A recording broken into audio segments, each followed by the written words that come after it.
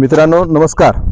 2.5 तासाचा जंगलामधील ट्रेक पूर्ण करत आम्ही आता वासोटा किल्ल्यावर पोहोचलेलो आहोत। वासोटा किल्ला हा शिलाहार राजांच्या काळामध्ये सुद्धा या किल्ल्याचा उल्लेख येतो आणि 5 जून 1660 रोजी शिवरायांनी हा किल्ला जिंकला आणि या किल्ल्याला नाव दिलं व्याघ्रगड।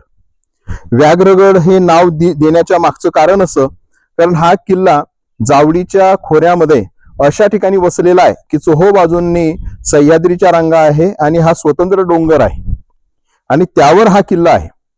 तर व्याघ्रगड जसा वाघ दडून बसलेला असतो आणि अचानक आपल्या शिकारीवर झडप घालतो त्याप्रमाणे हा किल्ला आणि म्हणून नावाप्रमाणे त्याचं सार्थक करणारा असा हा किल्ला आहे।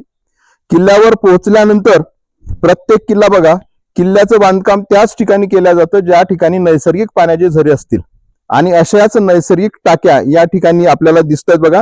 पाणी आपल्याला या ठिकाणी दिसतं आहे। तर कारण किल्ला उभारायचा म्हटल्यानंतर सगळ्यात महत्वाचं म्हणजे किल्ल्यावर राहणाऱ्या सर्वांना लागणारं पाणी आणि असं पाणी शोधण्याचं काम त्या काळामध्ये शिवरायांच्या काळामध्ये करण्यात आलं आणि तळी खोदण्यात आली। या तळ्यामध्ये जो निघणारा दगड आहे हा बांधकामामध्ये वापरलेला दिसतो आहे। तर अगदी शिवरायांच्या काळामध्ये खोदल्या गेलेलं हे टाकं आहे बघा। अशा प्रकारचे अनेक टाके आहेत की ज्यांचं पाणी वर्षभर आटत नाही। आता या टाक्याची खोली साधारणपणे 15 ते 16 फूट आहे आणि पूर्णपणे नैसर्गिक पाण्याचे झरे याला आहेत आणि हे पाणी कितीही वापरलं तरी आटत नाही।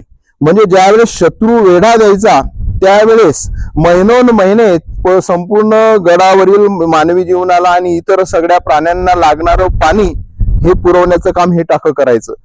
जवळपास 2.5 तासाचा ट्रेक आम्ही पूर्ण केला। माझे मित्र या ठिकाणी आपल्याला बसलेले दिसत आहेत। तर खडतर प्रवास होता परंतु वर आल्यानंतर मात्र एक मनस्वी समाधान वाटतं की छत्रपती शिवरायांनी जो किल्ला या ठिकाणी उभारला शिलाहार काळामध्ये याचा उल्लेख येतो परंतु याला खऱ्या अर्थाने स्वरूप दिलं ते शिवरायांनी आणि या किल्ल्याचा वापर तुरुंग म्हणून करण्यात आला। अगदी घनदाट अरण्यामध्ये असलेला गिरिदुर्ग आणि वनदुर्ग अशा दोघा प्रकारात हा किल्ला मोडतो कारण हा उंच डोंगरावरही किल्ला आहे आणि घनदाट अरण्याने वेढलेला सुद्धा आहे। तर असा हा दुर्ग या किल्ल्यावर आम्ही आता अभ्यास करणार आहोत, वेगवेगळ्या ठिकाणी जाणार आहोत। तर हे टाकं नैसर्गिक पाण्याचा स्रोत आहे आणि किल्ल्याचं जे वैशिष्ट्य आहे ते पाण्यावरून सुद्धा ओळखलं जातं आणि म्हणून या ठिकाणी हा जो व्हिडिओ करण्याच्या मागचा उद्देश आहे की प्रत्येक किल्ल्यावर त्याच ठिकाणी किल्ला उभारला जायचा ज्या ठिकाणी वर्षभर अगदी दुष्काळ जरी पडला तरी टाकं आटणार नाही अशा ठिकाणीच किल्ला उभारला जायचा। धन्यवाद। जय शिवराय। दाबा बटन आणि या चला।